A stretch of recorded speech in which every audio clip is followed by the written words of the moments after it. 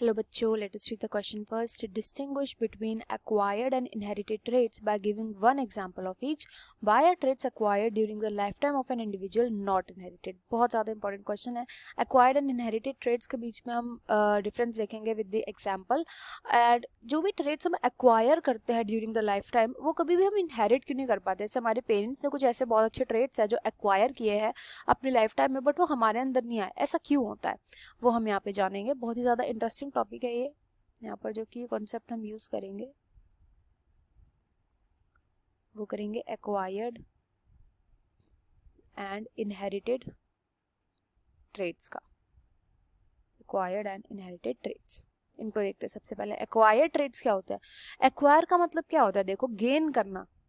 Gain करना यानी ये पहले से हमारे जीन्स के अंदर फीड नहीं होते, बट ये कुछ ऐसे ट्रेट्स होते हैं जो हमने सरवाइव करने के लिए एक्वायर किए होते हैं. सर्वाइव करने के लिए इनको एक्वायर किया होता है, इनको गेन किया होता है इन ट्रेट्स को. ये पहले से हमारे जीन के अकॉर्डिंग, अगर हम जीन्स की बात करें तो उसमें तो प्रेजेंट नहीं होते ये, बट हमने through out the life time experiences के थ्रू जो है इन ट्रेट्स को एक्वायर किया. जैसे यहाँ पर हम एग्जाम्पल ले लेंगे, कई लोग जिम जाते हैं तो जिम जाने की वजह से उनकी जो मसल होता है, मसल मास जो होता है वो बहुत ज़्यादा इंक्रीज हो जाता है. मसल मास बहुत ज़्यादा अमाउंट में प्रेजेंट होता है. बट आपने क्या ये देखा है कि इनके जो बच्चे होते हैं उनका भी क्या बहुत ज्यादा मसल मास होता है. ऐसा तो नहीं होता, बच्चे तो बिल्कुल नॉर्मल पैदा होते हैं. और ये भी हो सकता है कई बार कि इनके बच्चे जो है इनसे भी थिन हो, उनका मास जो है मसल का वो इनसे भी ज्यादा थिन हो. तो ऐसा क्यों देखने को मिलता है. ये ट्रेट क्यों नहीं होता आगे, एक्वायर क्यों, जो एक्वायर ट्रेट होता है ये आगे पास ऑन क्यों नहीं हो पाता, ये हम आगे अभी समझेंगे. नेक्स्ट हम बात करते हैं इनहेरिटेड ट्रेट्स की. तो ये वो ट्रेट्स होते हैं जो कि इनहेरिट हो पाते हैं, ये पास ऑन हो पाते हैं. जैसे हम इधर एग्जाम्पल लेते हैं, हेयर का कलर हो गया, स्किन का कलर हो गया. तो ये वो ट्रेट्स होते हैं जो आपको किसी ना किसी एक पेरेंट से एक्वायर होंगे या इनका एक हाइब्रिड प्रोड्यूस होगा. जैसे फॉर एग्जांपल ब्राउन और अगर येलो कलर आपके पेरेंट्स के पास प्रेजेंट है तो हो सकता है इनका कोई बीच का कलर आपके बालों में देखने को मिले, बट या तो ब्राउन होगा या येलो होगा या इनका हाइब्रिड होगा, और कोई चौथा कलर जो है वो देखने को नहीं मिल सकता इनके जो ऑफस्प्रिंग होगी उसमें. ऐसे स्किन कलर भी पेरेंट पे डिपेंड करता है. तो ये होते हैं इनहेरिटेड ट्रेट जो पास ऑन हो पाते हैं. अब बात करते हैं कि एक्वायर्ड ट्रेट पास ऑन क्यों नहीं हो पाते, इनहेरिटेड ट्रेट्स जो होते हैं पास ऑन क्यों हो जाते हैं. ऐसा इसलिए होता है क्योंकि एक्वायर्ड ट्रेट्स जो होते हैं, एक्वायर्ड ट्रेट्स जब हम इन्हें गेन करते हैं तो जो चेंजेस आते हैं वो जहाँ पर स्टोर होते हैं ना, वो होते हैं सोमैटिक सेल्स. सोमैटिक सेल्स के अंदर चेंजेस आते हैं.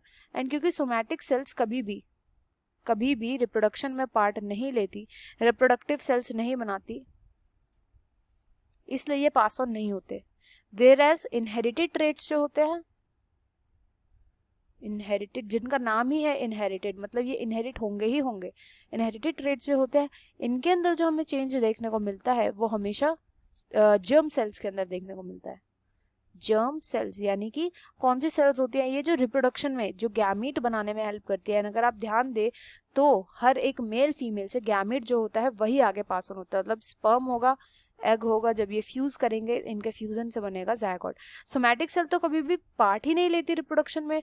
तो जो चीज़ पार्ट ही नहीं ले रही रिप्रोडक्शन में वो आगे पास ऑन हो ही नहीं पाएगी. रिप्रोडक्शन से ही तो जायगोट बनने की वजह से ही तो आगे चलकर ऑर्गेनिज्म बनता है. और उस जायगोट को बनाने वाली सेल कौन सी होती है, ये जर्म सेल्स होती है. तो जर्म सेल्स वाले जो ट्रेट्स होते हैं केवल वही पास ऑन हो पाते हैं.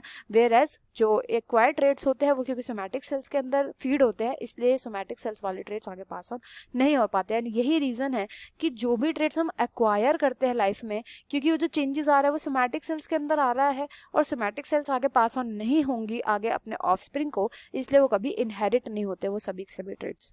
तो I hope you understood well. Best of luck and thank you.